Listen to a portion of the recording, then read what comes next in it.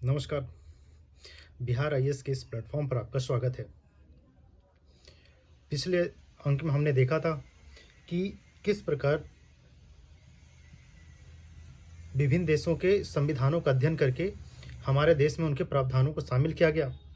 उसके साथ ही हमने भारतीय संविधान के प्रस्तावना के बारे में समझा था। आज हम भारतीय संविधान की अनुसूचियों को देखेंगे। हमने देखा था कि मूल संविधान में कुछ अनुच्छेद, कुछ अनुसूचियां और कुछ भाग शामिल थे। आज हम उसी में भारतीय संविधान की अनुसूचियों को समझेंगे।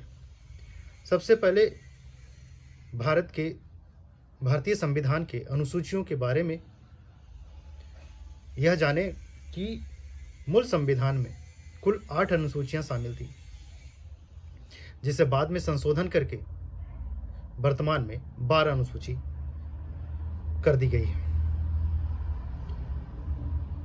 पहली अनुसूची की बात करें तो इसमें भारतीय संघ की बात कही गई है, जिसमें सारे राज्यों साथ ही साथ केंद्र शासित प्रदेश को शामिल किया गया है।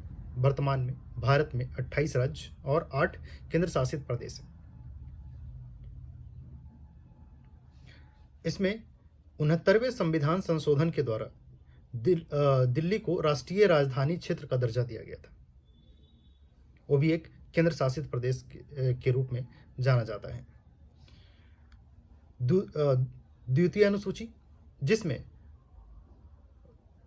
भारतीय राज्य व्यवस्था के विभिन्न पदाधिकारी जैसे राष्ट्रपति, राज्यपाल, लोकसभा अध्यक्ष, उपाध्यक्ष, राज्यसभा के सभापति जो उपराष्ट्रपति के रूप में होते हैं, उपसभापति, विधानसभा के अध्यक्ष, उपाध्यक्ष, विधान परिषद के सभापति, उपसभापति, उच्चतम न्यायालय और उच्च न्यायालय के न्यायाधीश, भारत के नियंत्रक एवं महालेखा परीक्षक आदि जैसे पदाधिकारियों के प्राप्त होने वाले पेंशन और भत्ते के साथ उनके वेतन का उल्लेख किया गया है।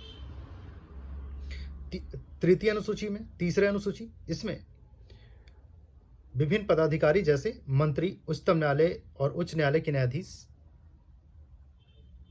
के शपथ ग्रहण के बारे में चर्चा की गई है। अलग अलग भाषाओं में शपथ का उल्लेख है। इसकी चर्चा तीसरे अनुसूची में की गई है। चौथी अनुसूची, इसमें विभिन्न राज्यों एवं संघीय क्षेत्रों की राज्यसभा में प्रतिनिधित्व का विवरण दिया गया है। किन राज्यों से कितने राज्यसभा प्रतिनिधि शामिल होंगे, इसकी बात चौथी अनुसूची में की गई है। पांचवी अनुसूची में विभिन्न अनुसूचित जाति और अनुसूचित जनजाति के प्रशासन और नियंत्रण के बारे में उल्लेख किया गया है। वैसे क्षेत्र जहां पे अनुसूचित एससी और एसटी समुदाय के लोग रहते हैं, उनके प्रशासन के बारे में इसका उल्लेख है।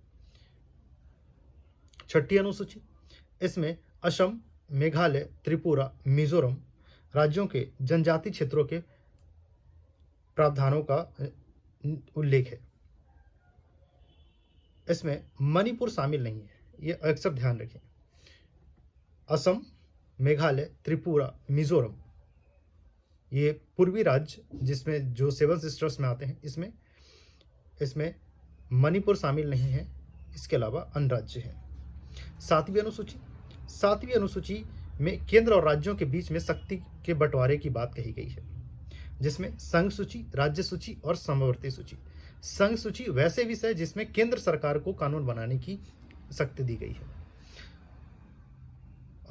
संविधान लागू होने के समय में इसमें 97 विषय थे। वर्तमान में इसे बढ़ाकर 100 विषय कर दिए गए हैं। जैसे विदेशी मामले, देश की रक्षा, युद्ध, शांति, रेल, डाक, तार, बैंकिंग, परमाणु शक्ति आदि, ये सब सारे मामलों पे केंद्र सरकार को कानून बनाने का अधिकार है। राज्य सूची वैसे विषय जिस पे विभिन्न राज्य सरकारों को कानून बनाने का अधिकार है। पहले इसके अंतर्गत 66 विषय थे, वर्तमान में इसके अंतर्गत 61 विषय हैं। जैसे राज्य में शांति व्यवस्था, पुलिस, जेल, स्थानीय शासन, कृषि, जन स्वास्थ्य। तीसरा है संवर्ती सूची। संवर्ती सूची वैसे विषय जो केंद्र और राज्य सरकार दोनों कानून बना सकती है, दोनों आपस में मिलकर इस पे कानून बना सकती है। पहले इसमें 47 विषय थे, वर्तमान में इसको बढ़ाकर 52 विषय कर दिए गए हैं।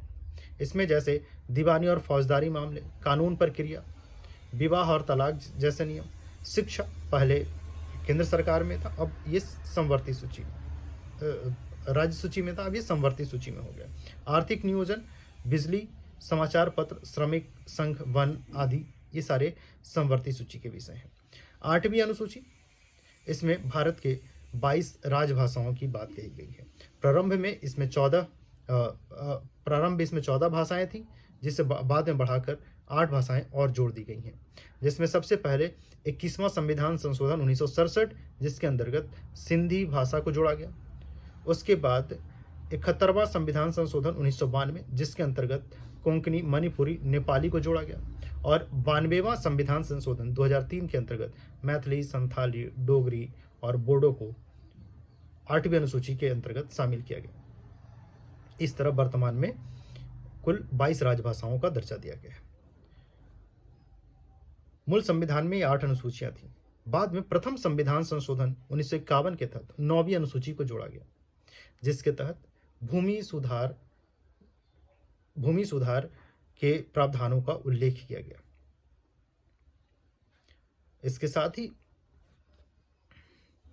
10वीं अनुसूची, जिसमें दल बदल कानून के प्रावधानों को उल्लेख किया गया है।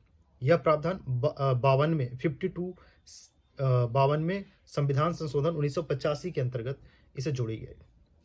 11वीं अनुसूची, यह 73वें संविधान संशोधन 1993 के अंतर्गत इसे जोड़ा गया है, जिसमें स्थानीय स्वशासन जैसे पंचायती राज संस्थाओं को कार्य करने के लिए 29 विषय प्रदान किए गए। इसके बाद 12वीं अनुसूची, यह 74वें संविधान संशोधन 1993 के अंतर्गत जोड़ी गई है, जिसमें शहरी स्थानीय स्वशासन, जिसको नगर पालिका या नगर निगम के रूप में जानते हैं, इसे जोड़ने का कार्य किया गया। इसके अंतर्गत कुल 18 विषय पर कार्य करने की शक्ति प्रदान की गई।